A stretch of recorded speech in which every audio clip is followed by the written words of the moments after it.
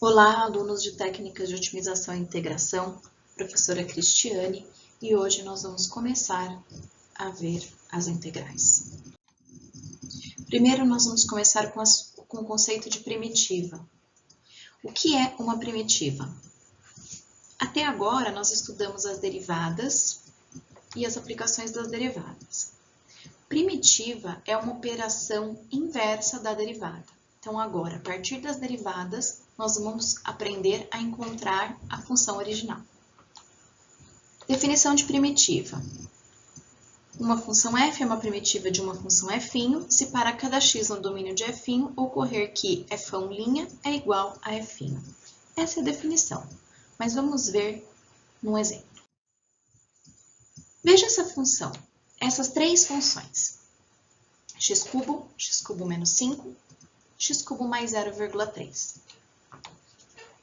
Podemos dizer que essas três funções são primitivas de 3x². Por quê? Porque a derivada dessas três funções é 3x².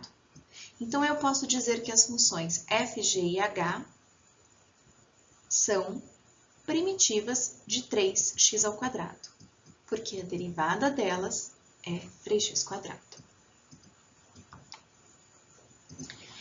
O que nós podemos perceber? Que todas as funções que são primitivas de 3x² têm x².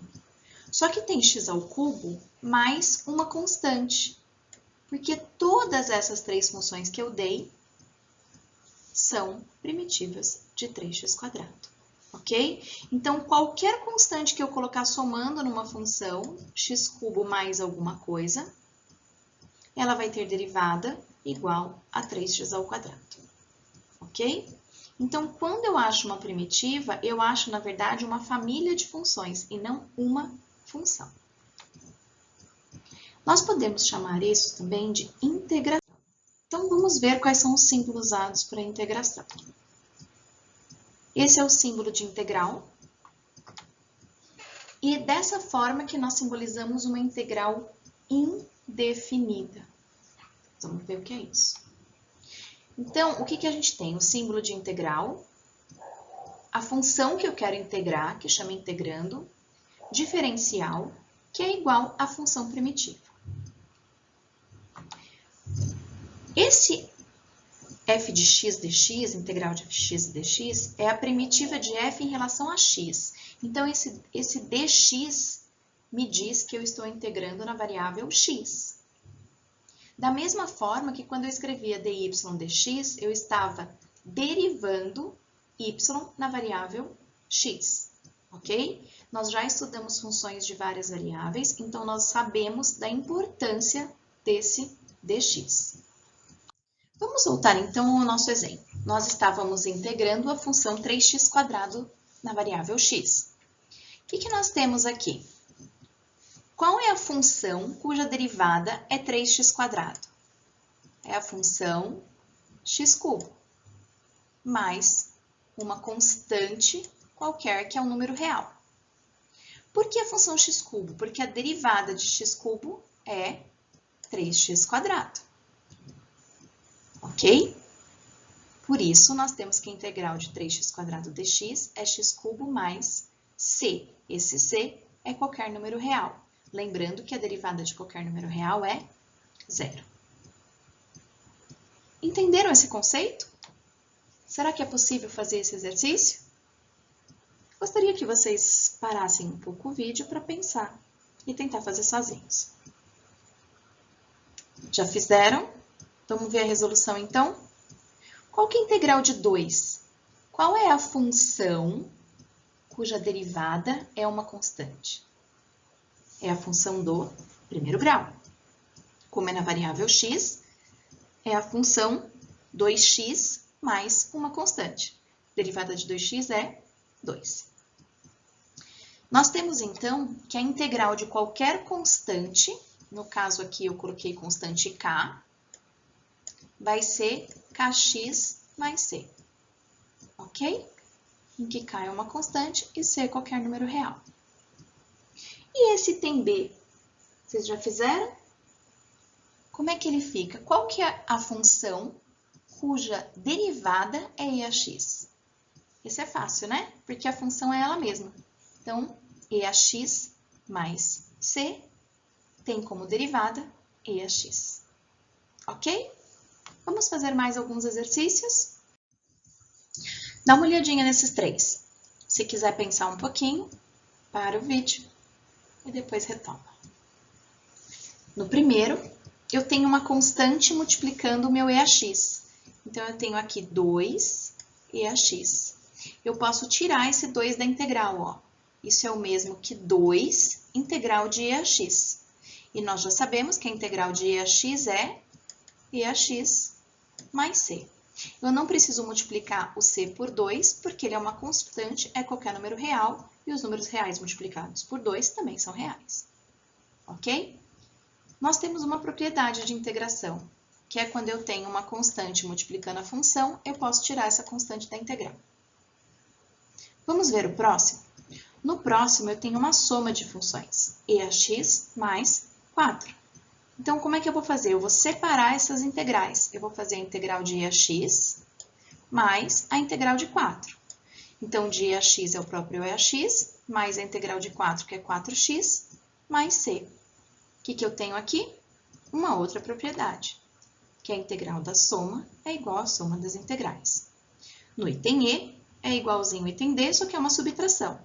Portanto, a integral da subtração é igual à subtração das integrais. Ok? Vamos ver mais alguns exemplos. Exemplo F. Como é que eu posso fazer a integral de 4x²? Primeira coisa que eu posso fazer é tirar o 4 da integral, porque é uma constante. Posso pôr o 4 para fora. Depois eu faço o quê? Qual é a função que derivando da x², função do segundo grau, é a função do terceiro grau? Então, derivando uma função do terceiro grau, eu chego numa função do segundo. O problema é que quando eu derivo o x³, eu vou chegar em 3x², e aqui não tenho 3. Então, eu preciso multiplicar por 1/3 para cancelar esse 3 que não existe aqui e fica 1. Ok? Quando eu derivar o x³, vai ficar 3x², esse 3 vai cancelar com este 3 e vai ficar 4x². Então, eu tenho que a integral de 4x² é 4/3 de x ao cubo. Para isso, existe uma regrinha. Para derivar, eu não subtraio 1, eu não tombo o expoente e subtraio 1. Para integrar, eu vou somar 1 no expoente e dividir por esse mesmo número. Mas tem um detalhe, esse n não pode ser menos 1. Por que o n não pode ser menos 1? Porque é uma condição de existência aqui, ó.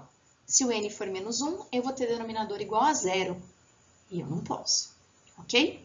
Mas o que vai acontecer se eu tiver um n igual ao menos 1? Se eu tiver um n igual a menos 1, eu vou ficar com essa função aqui, x elevado a menos 1, que é a função 1 sobre x. Qual que é a função que derivando dá 1 sobre x? ln de módulo de x, módulo porque é a condição de existência do logaritmando, que ele tem que ser positivo, certo? E x diferente de 0, porque não pode ter denominador 0. Ok? São regrinhas que a gente não pode esquecer. E, principalmente, relembrar, para quem não lembra, as regrinhas de derivação. Ok? Vamos em frente que nós temos mais exemplos. Veja esse exemplo H. Como é que eu posso integrar essa função? O que eu vou fazer? Eu vou pegar esse x ao cubo, que está no denominador, e vou passar ali para cima. Vai ficar x elevado a menos 3. Quando fica x elevado a menos 3, eu posso usar a regrinha que a gente viu no slide anterior. Soma 1 no expoente e divide por esse mesmo número. A integral é menos 1 sobre 2x². Na videoaula, pode ser que fique um pouco rápido para você acompanhar. Eu aconselho que vocês acompanhem com papel e vai pausando o vídeo sempre que necessário. E raiz de x. Raiz de x é x elevado a meio. E aí eu posso integrar da mesma forma, somando 1 no expoente e dividindo por esse mesmo número.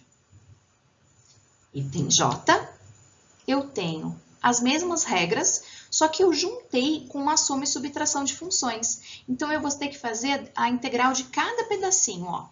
Aqui vai ficar 3, x à quinta sobre 5, menos 5, x cubo sobre 3, mais x quadrado sobre 2. Soma 1 no expoente e divide pelo mesmo número. Ok? Vamos prosseguir. Não pode esquecer da constante. Item K. E agora? O que eu faço aqui? Primeiro, eu vou separar essas frações. Então, ó, x sobre raiz de x e 2 sobre raiz de x. Esse x está elevado a 1, esse x é elevado a meio. Divisão de mesma base fica 1 menos meio. E esse x que está no denominador passa para cima como expoente menos meio. Raiz de x meio passa para cima menos meio. O que eu tenho aqui agora? X elevado a um número que eu posso usar a regrinha de somar 1 no expoente e dividir pelo mesmo número. Eu pulei uma passagem aí, façam no papel para ver se entende o que eu fiz. Mas temos mais coisas para ver. Vamos lá. Como é que eu faço para achar esse C? Será que isso é possível? Em alguns exercícios, em algumas aplicações na economia, nós vamos precisar desse C. Então, vamos ver. Eu preciso de alguma informação sobre a função original para que eu possa encontrar um C. Veja esse exemplo. Encontre f' de x, sabendo que f' de x é 4x mais 2 e f de 1 é igual a 8. Vamos ver. O que eu posso fazer aí? Primeira coisa, se eu quero a função f de x e eu tenho a f', eu preciso integrar essa função. Então, eu acabei de achar a integral de f', que é a função f de x, mas eu tenho um czinho aqui do lado. Eu tenho uma outra informação, eu sei que f de 1 é 8, então quando x é 1, essa função vai me dar uma imagem 8. Substituindo, eu chego que c é igual a 4. E se c é igual a 4, eu consigo achar a minha função. Então, nesse caso, a minha função f de x é a função 2x² mais 2x mais 4.